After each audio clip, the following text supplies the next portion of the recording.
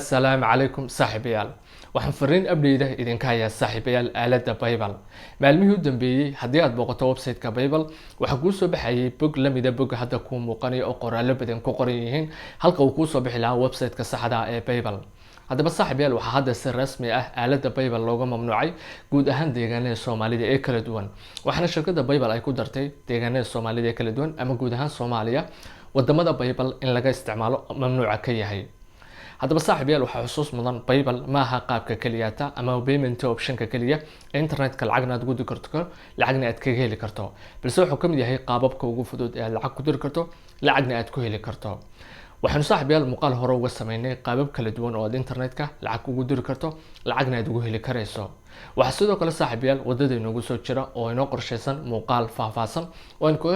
kaga hadli doono qaabab kala duwan oo internet-ka lacag aad ugu diri karto adoo isticmaalaya lacagna aad ugu heli karto